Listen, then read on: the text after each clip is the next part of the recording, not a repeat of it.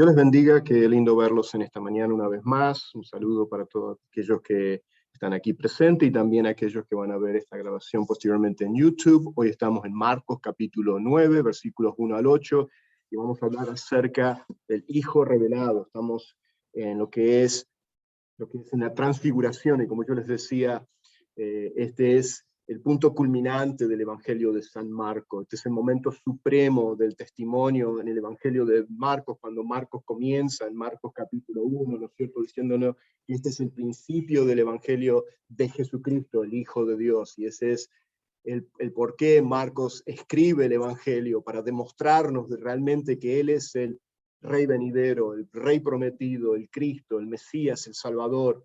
Y acá llegamos al punto culminante, porque acá es donde se manifiesta y se revela visiblemente, palpablemente, la gloria de Cristo.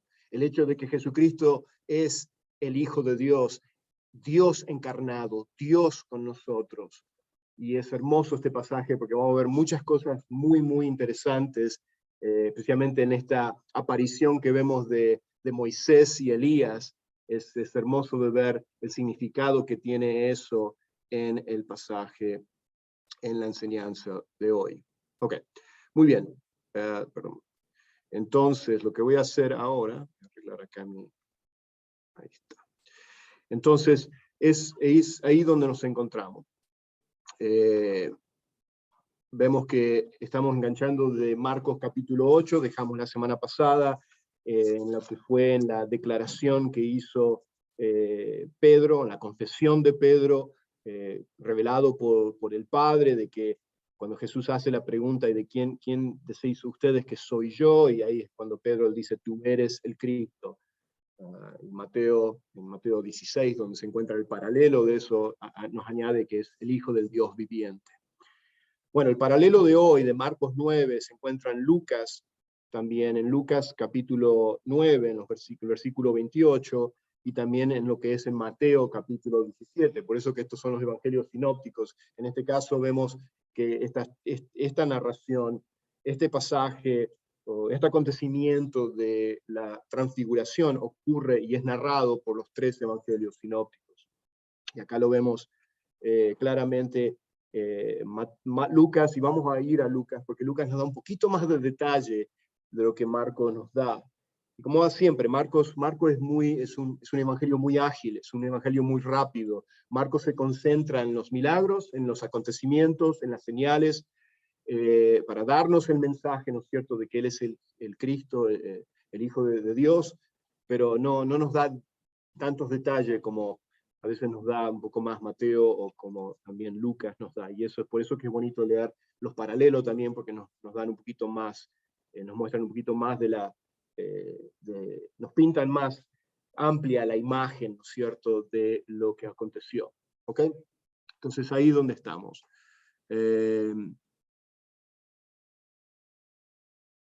Y acá vemos que se confirma lo que Pedro se le reveló, ¿no es cierto?, de quién era Jesús, se confirma acá y se verifica mediante la transfiguración. Y es acá donde vemos lo que ocurre. ¿Dónde nos encontramos? Nos encontramos a unos meses, 6, 7 meses de la cruz.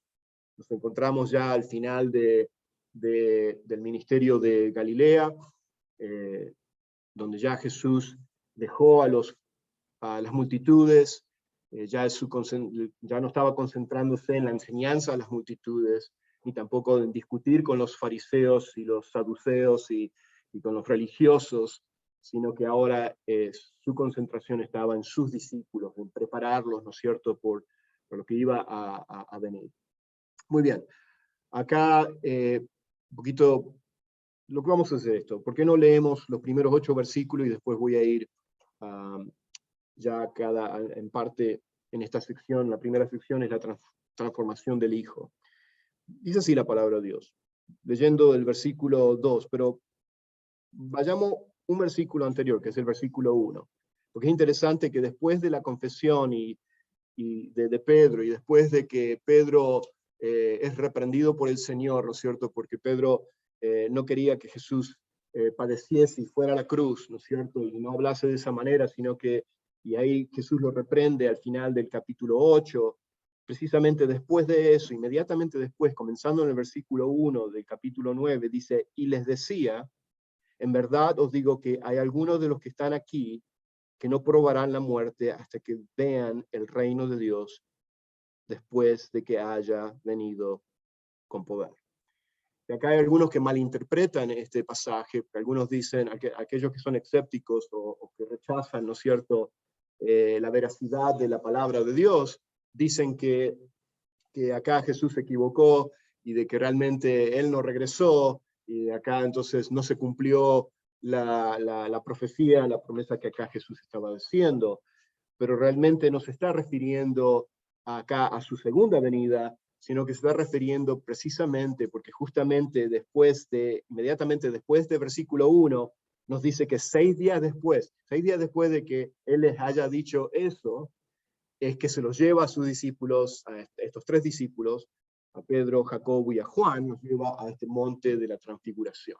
O sea que está conectado, ¿no es cierto? Y cuando está hablando de que algunos de los que están aquí no probarán la muerte, porque le está diciendo que precisamente antes de que ellos, en el caso de Pedro y Jacobo, fueron martirizados, ellos iban a presenciar, iban a ser testigos de el reino de Dios, hablando de su transformación, de la transfiguración que iban a ver por un poquito de tiempo, iban a ver esa gloria que Jesús tenía antes, ¿no es cierto?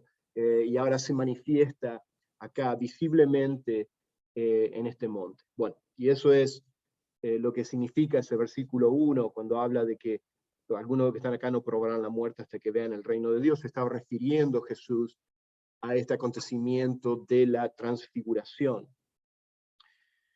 Porque sabemos que esta fue la primera venida de Jesús y hay una segunda venida, ¿cierto? Donde el reino de Dios, él vino a anunciar la venida del reino, y como yo les había dicho, ese reino vino a establecerse ¿a dónde? Era un reino invisible, no era un reino físico, no era un reino político, no era un reino, ¿no es cierto?, de cambiar, a sacar afuera a los romanos. Eso es lo que la mente judía del primer siglo, eso es lo que ellos tenían en vista, eso es lo que ellos esperaban, era lo que también los discípulos pensaban que iba a ocurrir, ¿no es cierto?, que Jesucristo iba a establecer ya su reino en ese momento. Las multitudes, por otras motivaciones, cuando en la multiplicación de los panes y los peces, lo querían ya coronar como rey, porque decían, wow, qué tremendo, ¿no es cierto?, tenemos a alguien que puede darnos de comer ya y no tenemos que ya buscar comida, sino que milagrosamente se nos da de comer.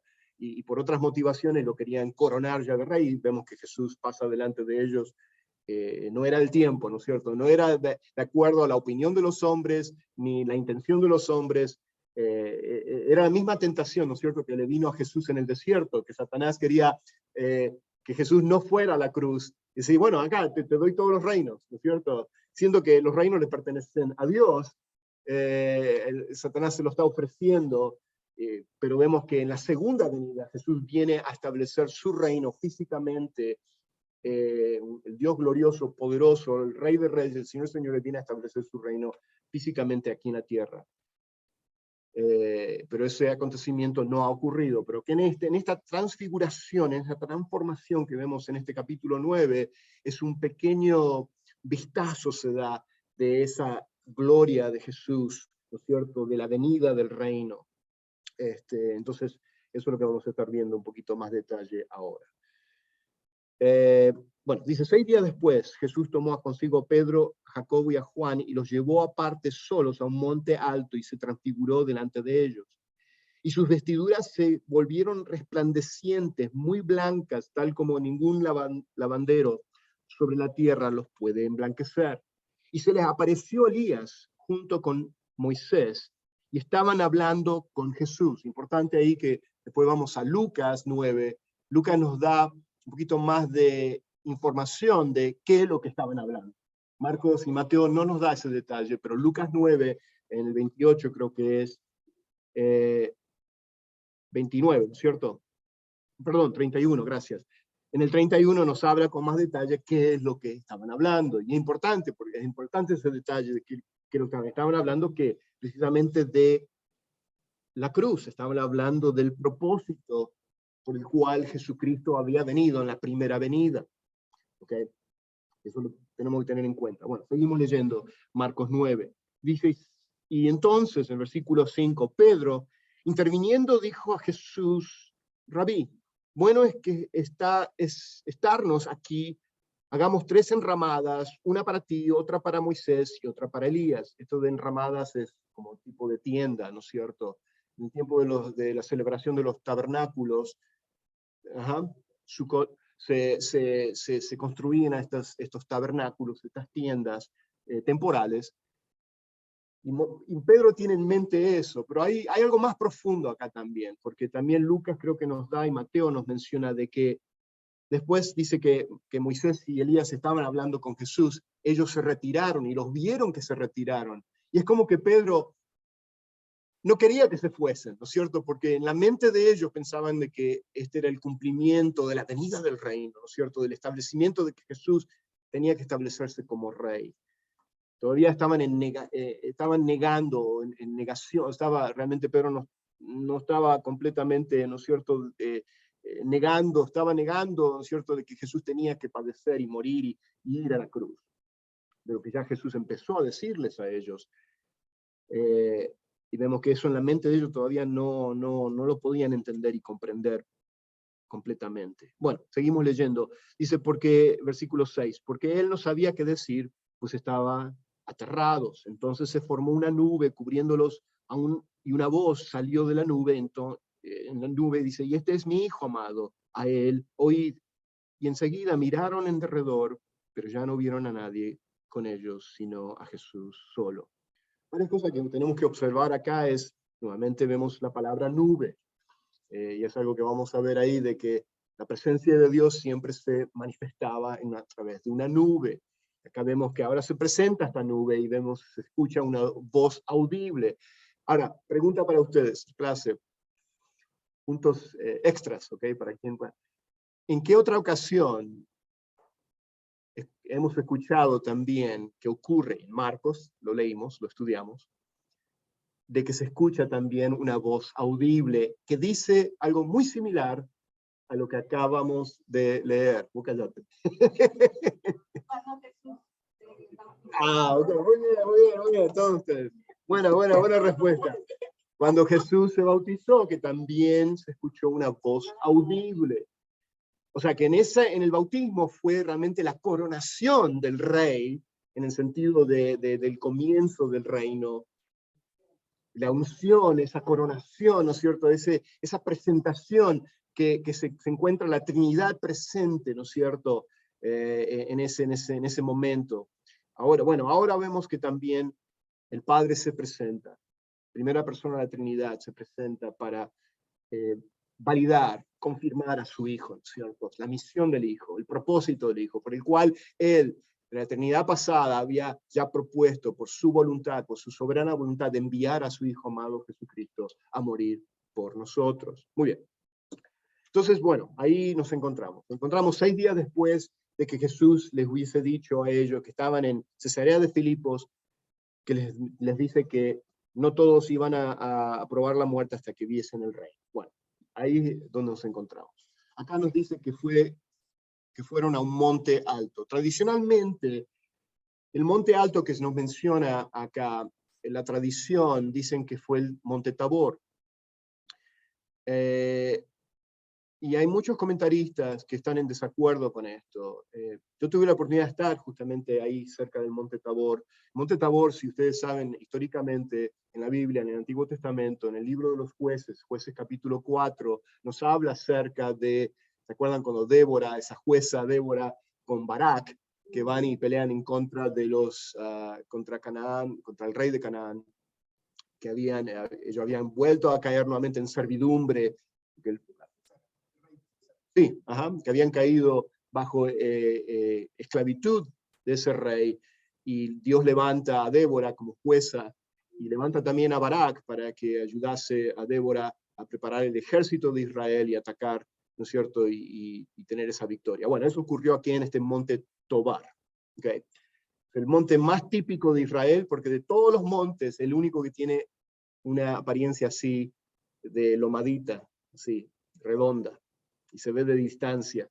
Pero no es muy alto, es un monte bajo, relativamente bajo, no es una montaña, es realmente montecito, diríamos, de 300 metros de altura. Una colina, sí. Sí. Pero después, bueno, y es donde tradicionalmente lo dicen que fue, pero no se cree que fue aquí, porque en el tiempo de Jesús precisamente había una fortaleza en este monte Tobar. Y también, acuérdense, ¿dónde se encontraban ellos?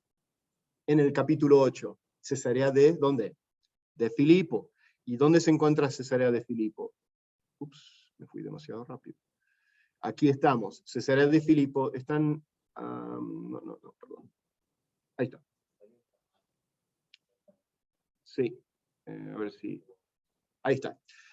Ahí lo ven, en el mapa, en la flechita, en esa parte roja que yo tengo mostrado, es el monte Hermón. Y un poquito más abajo, hay un punto rojo, se ve a Cesarea de Filipo ahí. Y es ahí donde ellos se encontraban. Entonces, por eso que se cree que si hay un orden cronológico en la narración de Marcos, al igual que Mateo 17 y Lucas 9, entonces no es posible que ellos hayan bajado tan rápido hasta el más hacia el sur, ¿no es cierto?, de lo que es en Galilea, y se hayan encontrado en el monte Tabor, sino que más bien se cree que se encontraron ahí en el monte Hermón. Muy bien. Y es un monte mucho más alto, de unos 3.000 metros de altura, y era más solitario también esta área, no estaba tan... Hermón, H-A... Hermón. Es el monte Hermón, que es uno de los montes más altos que se encuentra en el norte de Israel, ahí bordeando lo que es hoy en día, bueno, cerca de lo que es en Libia. Pero es hermoso la imagen, ahí pueden ver una foto donde hay nieve, hasta nieve en la... Y de ahí que la nieve que se derrite durante la primavera de este monte Hermón es lo que alimenta el río Jordán. De ahí viene el agua del río Jordán, de este monte. Bueno. Pero es acá donde nos encontramos, y acá donde hay muchos comentaristas que se inclinan más, que fue aquí, este monte, donde fue el monte de la transfiguración. O sea, que si uno va a Israel, muchas veces los guías y todo eso te llevan al monte Tabor. Siempre hay un poco de discrepancia en dónde fue el lugar exactamente, pero no nos vamos a quedar tan así, decir, bueno, sí fue. Yo traigo cuál es la posibilidad de dónde fue por el relato bíblico, ¿no es cierto?, por donde ellos se encontraban, y siendo que el monte Hermón se encontraba cerca de Cesarea de Filipo, entonces ahí donde pensamos que es posible que fue este monte de la transfiguración que se menciona ahí en Marcos. Muy bien. Entonces, Pedro, Jacobo y Juan, conforme al círculo íntimo de los apóstoles, fueron los amigos más allegados del Señor. ¿Se acuerdan que estudiamos acerca de los 12 hombres comunes y corrientes, en este estudio donde estudiamos acerca de los 12 apóstoles? Vemos que dentro de los 12 había 3 círculos que eran más íntimos, ¿no es cierto? Y dentro de esos 3 círculos, el más íntimo de los 3 era este grupo de Pedro, Jacobo y Juan, los 2 hermanos, los hermanos de Zebedeo. Ahí se encuentra Jacobo y Juan, y Pedro, ¿no es cierto? Y es interesante y es curioso, no es por casualidad, sino que precisamente escogió a ellos para que fueran testigos de este acontecimiento. Solo ellos presenciaron la resurrección que Jesús hizo de la hija de Jairo, ¿se acuerdan? Fueron ellos que Jesús los lleva adentro, ¿no es cierto?, a la casa de Jairo, y fueron los únicos, y además estuvieron con él en Getsemaní. O sea, vemos esos detalles, ¿no es cierto?, de que nos muestran de que ellos fueron ese grupo íntimo, de que Jesús se apoyaba en ellos, y al final, o sea, vemos que Juan era llamado, como ustedes bien me dijeron al principio, ese discípulo, el discípulo amado, ¿no es cierto? Se encontraba recostado en la última cena, el Señor se encontraba recostado juntamente ahí al ladito de Jesús, ¿no es cierto?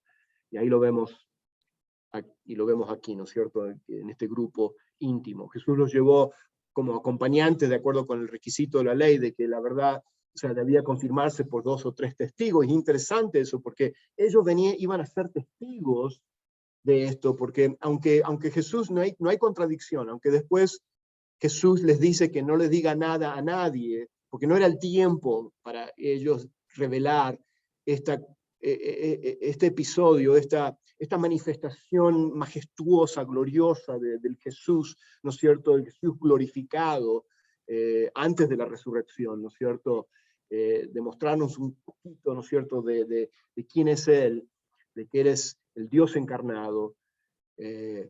Vemos que por eso que Jesús le dice que no los revele en ese momento, pero después, años después, y ahí después te voy a tener el pasaje, en 2 de Pedro 1:16, Pedro nos narra eso, y ya voy a regresar a eso, ¿okay? Ahora yo voy a regresar un ratito más, pero tan solo para que ustedes sepan que después Pedro, en su segunda epístola, su segunda carta, él narra precisamente este episodio, y da como testimonio de que ellos vieron, fueron testigos palpables de la verdad de quién es Jesús, ¿no es cierto? Bueno,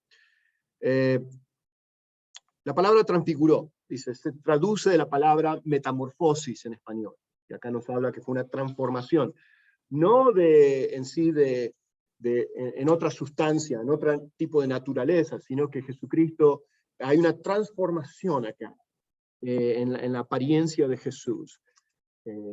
Jesús sigue siendo totalmente y plenamente humano, con un cuerpo físico, pero también Él es totalmente y plenamente Dios. Y es acá el gran misterio de cómo Dios, la divinidad, puede estar en un cuerpo humano, y es lo que los teólogos por siglos, ¿no es cierto?, la gran controversia que ha habido dentro de lo que es en el estudio que se llama la cristología, del estudio de Cristo, acerca de su naturaleza, ha sido tan controversial, ¿no es cierto?, de cómo puede ser. Pero acá lo vemos, ¿no es cierto?, acá lo vemos claramente, de que Jesús es realmente Dios hecho carne. Muy bien, entonces vemos acá que es esta metamorfosis, este cambio. La gloria brillante de su naturaleza divina resplandeció a través del velo de su humanidad. Y la apariencia de su rostro se hizo otra, dice ahí Lucas 9. Si bien podamos ir rápidamente a Lucas 9, leamos también el pasaje ahí en Lucas 9:29. Si alguien me lo puede leer en voz alta, ¿qué dice ahí? 9:29. Mientras oraba, la apariencia de su rostro se hizo otra, y su rostro se hizo blanca y resplandeciente. Sí, seguí leyendo.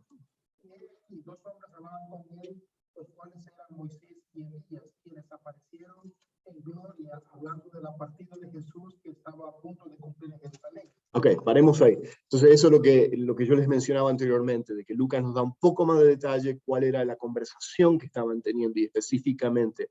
Y es interesante también ver lo que ellos representaban también, algo ya lo vamos a mencionar dentro de unos momentos más, de que Elías y Moisés representando la ley, y Elías representando, ¿no es cierto?, a los profetas, y el significado que eso tiene acá en la aparición, de estar hablando con Jesús acerca de su misión, o sea, de que Jesús venía a cumplir la ley, y también a cumplir las profecías mesiánicas, ¿no es cierto? Y bueno, eso lo vamos ahora a mencionar un ratito más.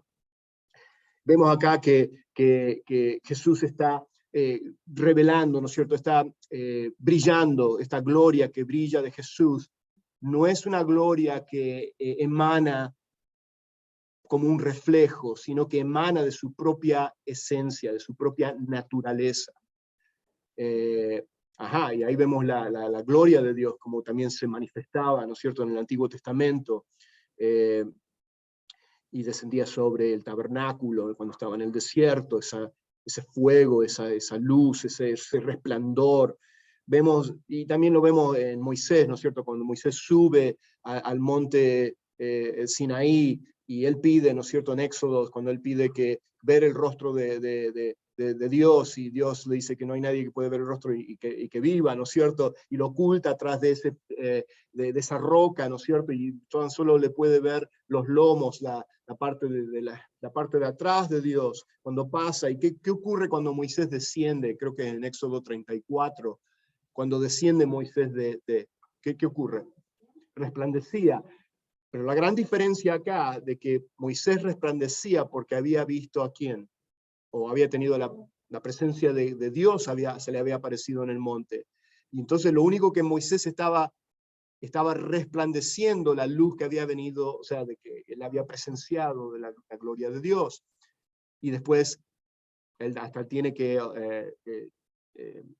cubrir su rostro, pero después esa gloria, ese resplandor se fue, ¿cierto? Acá la gran diferencia que vemos de que Jesús es superior a Moisés, ¿no es cierto? Y para el judío de ese tiempo, para que ellos pudieran comprender que Jesús es superior a la ley, superior a los profetas, superior a Moisés, siendo Moisés la persona más alta que consideraban ellos como el líder más, el profeta y líder más, o sea, más grande que tuvo Israel.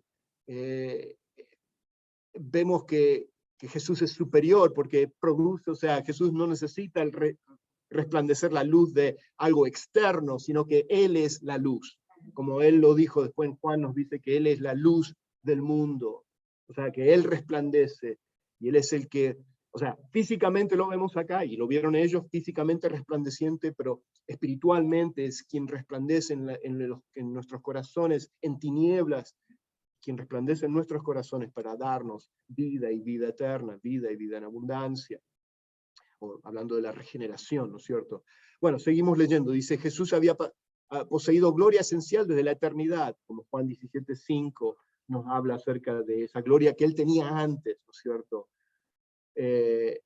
Y que había sido velado en su encarnación, pero ahora vemos que se manifiesta en el monte de la transfiguración, aunque sea por un momento ahí, ellos pudieron ver eso. Dice, aunque velada hasta ese momento, su gloria se revelará plenamente en todo el mundo en el futuro, o sea que en la segunda venida de Cristo, o sea que ya no va a ser ya velado más la gloria de Cristo, sino que va a resplandecer glorioso y victorioso en su segunda venida.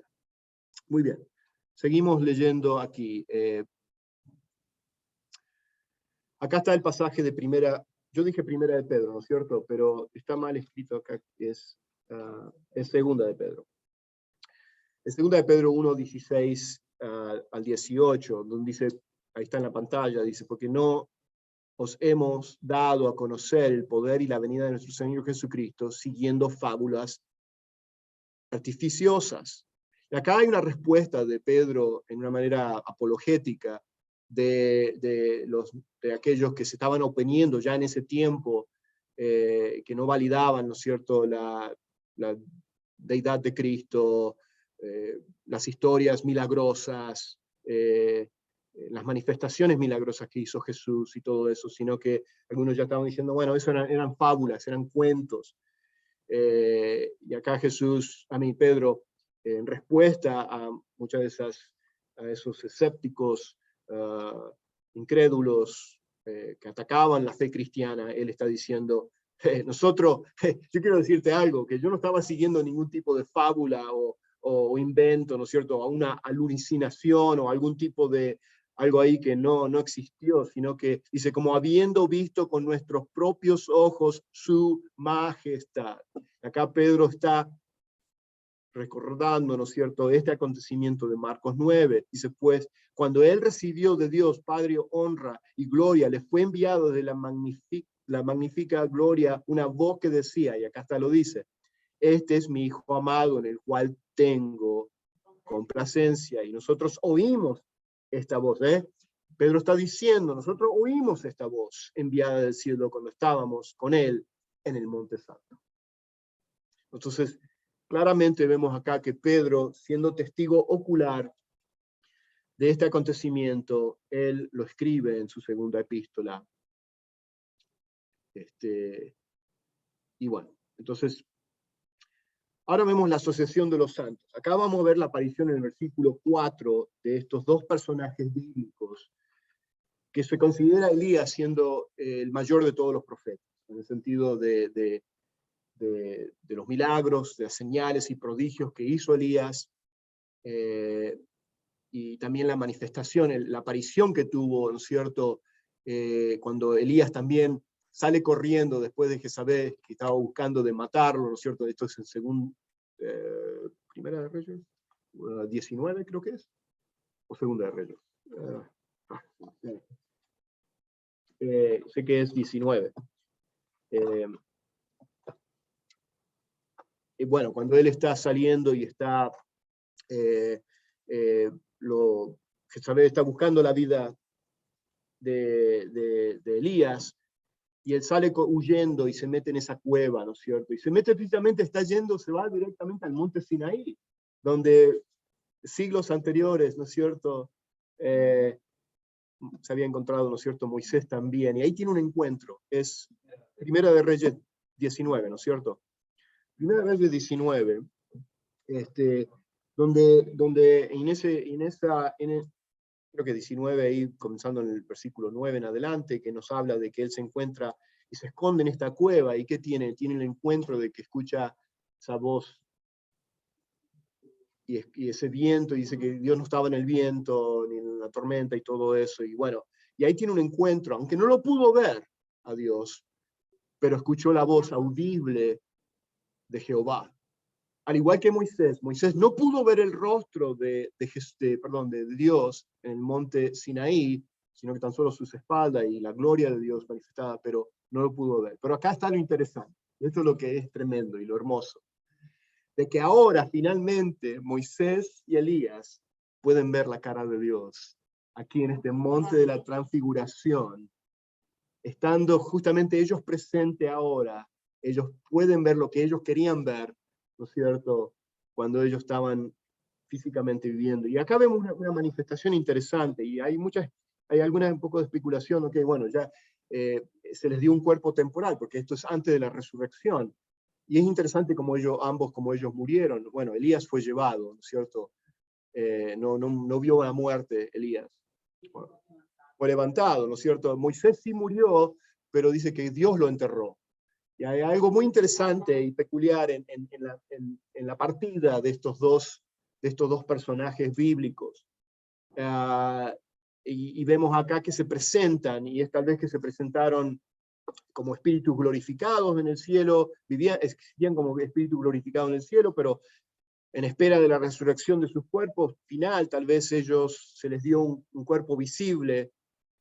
Algunos piensan de que tal vez se les anticipó a ellos de darles el cuerpo ya resucitado en esta manifestación, en este monte de la transfiguración, que se aparecen ellos visiblemente como cuerpos físicos, ahí hablando con Jesús.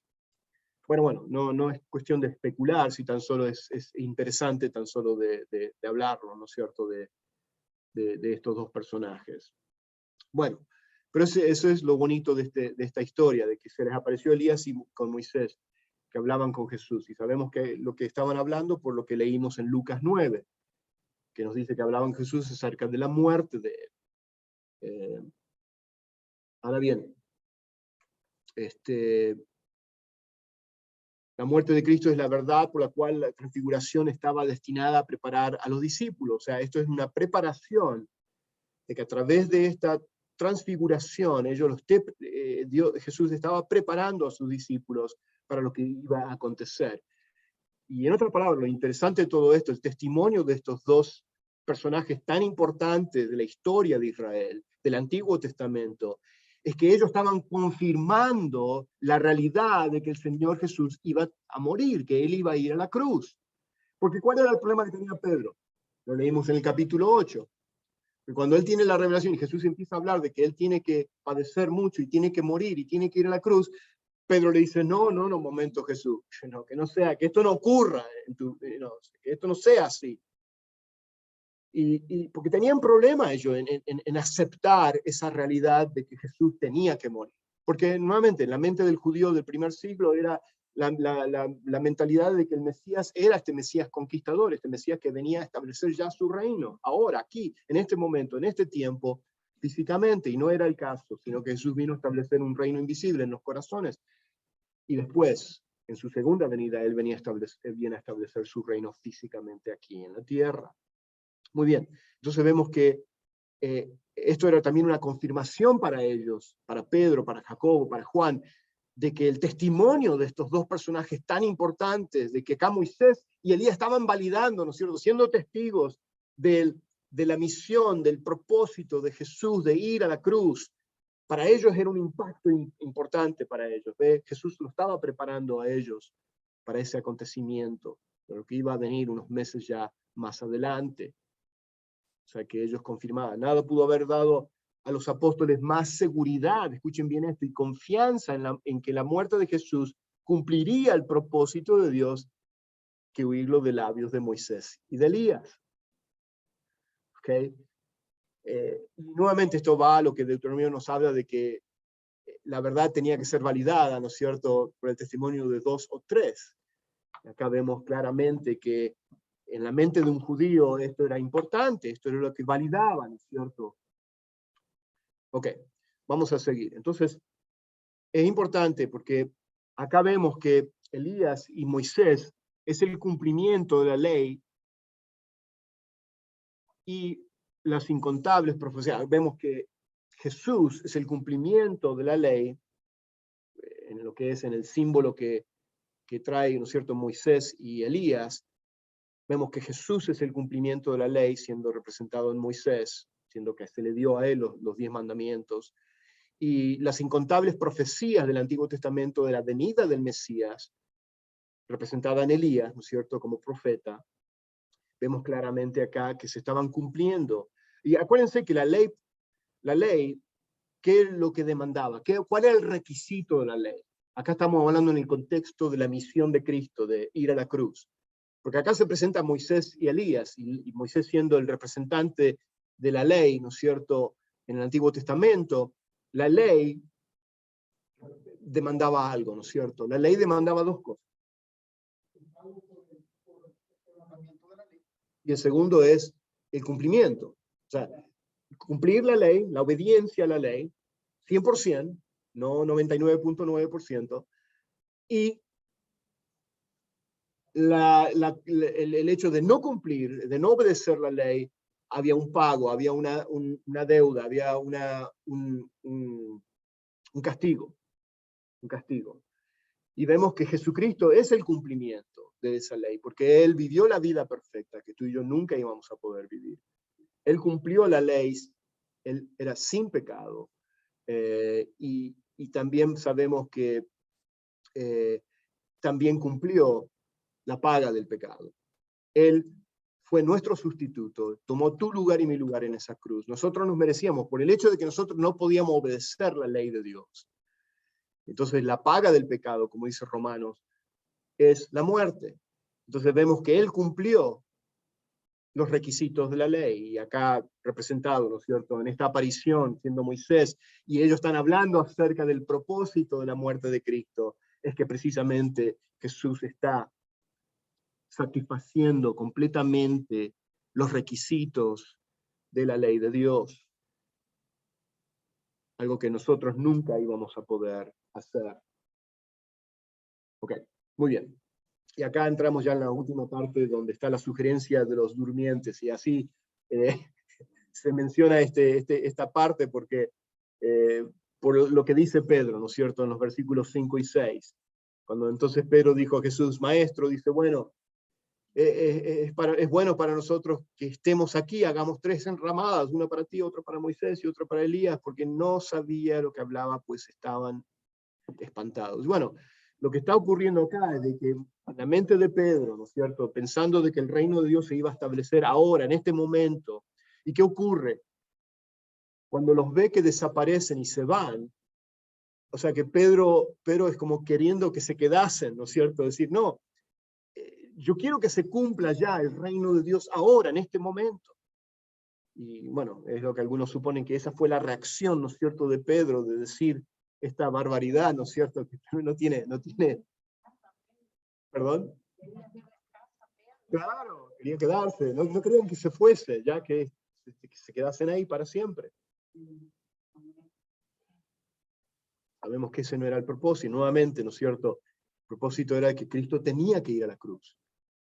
Nuevamente acá Pedro tratando de detener, ¿no es cierto?, de alguna manera en su mente, pensando de que no tenía que ocurrir eso, sino que tenía que,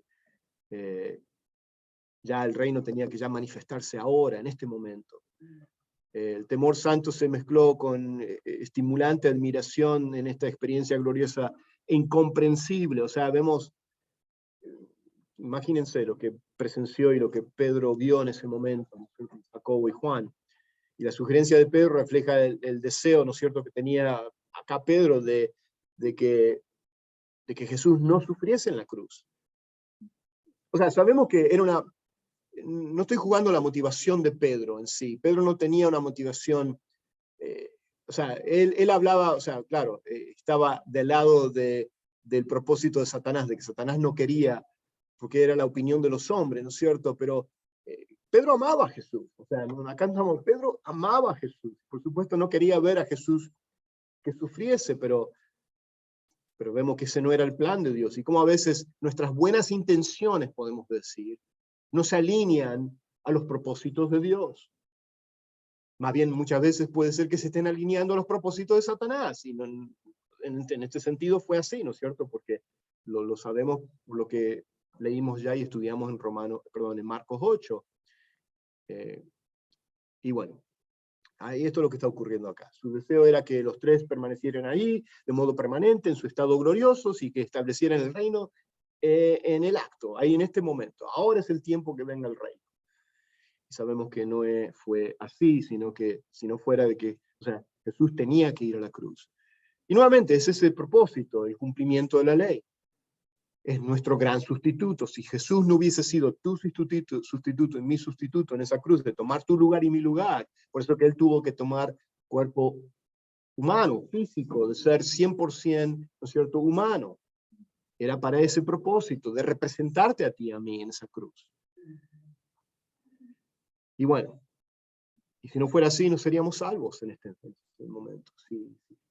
Ese era el propósito y el plan divino de Dios. Entonces, bueno, ya terminando, versículos 7 y 8, vemos la corrección que vino de Dios el Padre.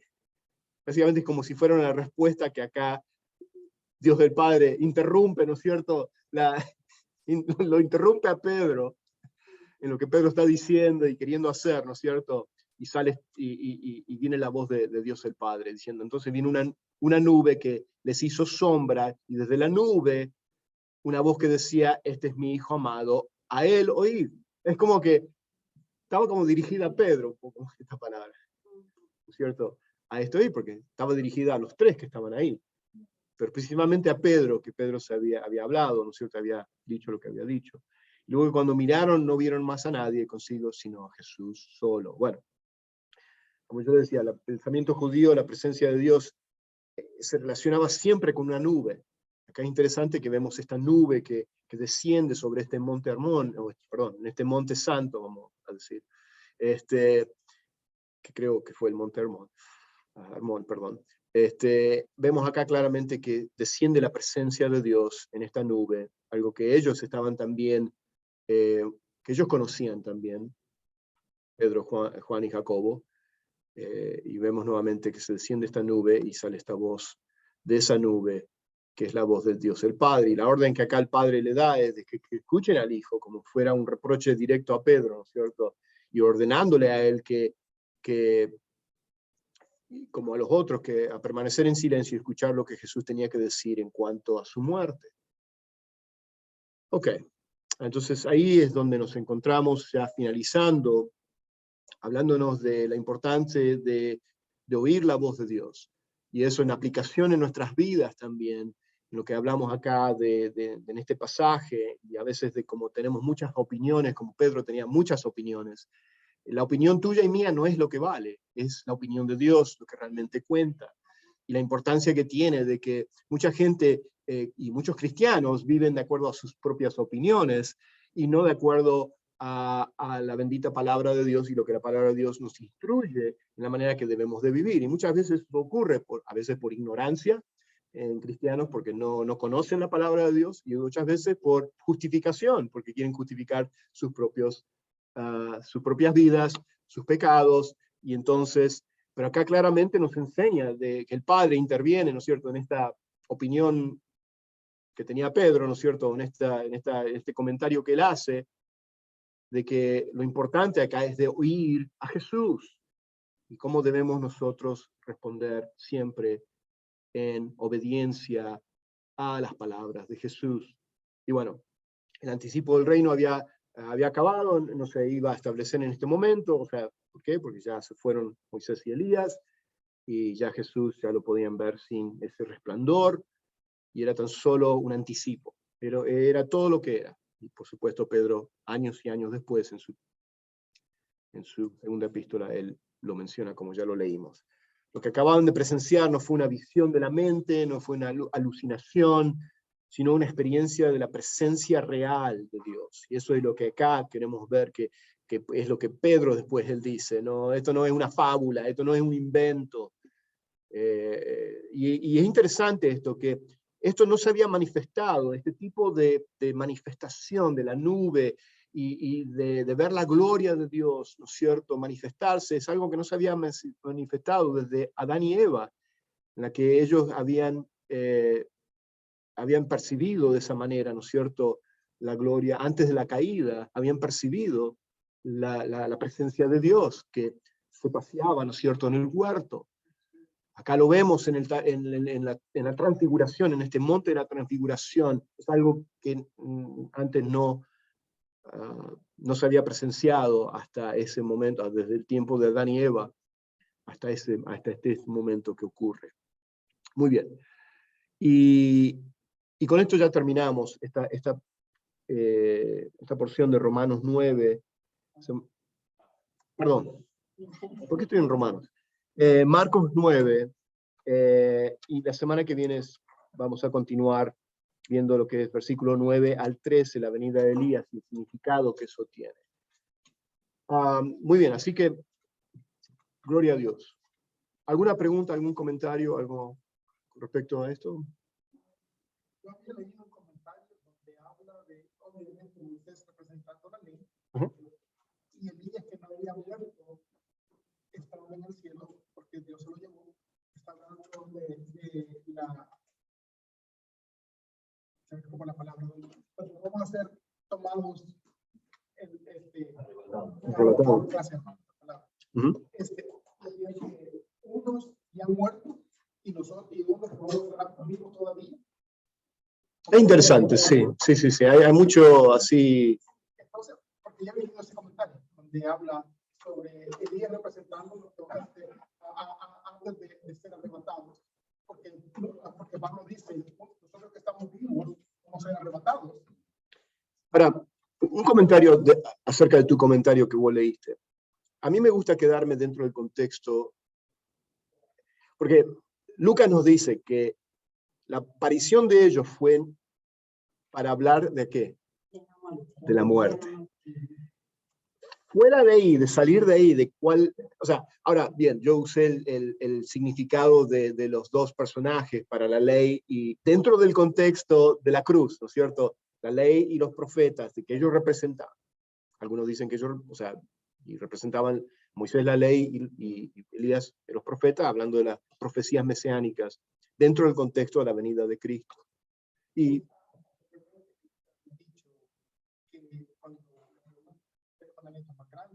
amarás a Dios por todo el pueblo. De esto depende la ley y los profetas. Correcto. Siempre. Y claro, y la ley de los profetas representaba el Antiguo Testamento. ¿No es cierto? Y bueno, muy bien. Y vino Jesús a ¿qué? Cumplir. Dice, yo no vengo a cancelar, a abrogar. O sea, vine a cumplir la ley. Y precisamente ahí lo vemos a Moisés y a Elías platicando acerca de ese cumplimiento de la ley, el propósito de Cristo. ¿Alguna otra? Bueno. No, yo nada más, cuando Pedro dice,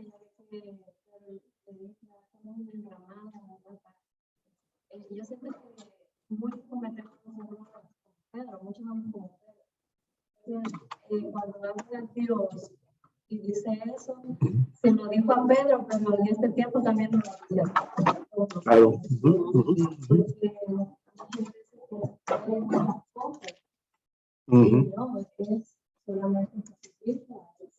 Un buen punto.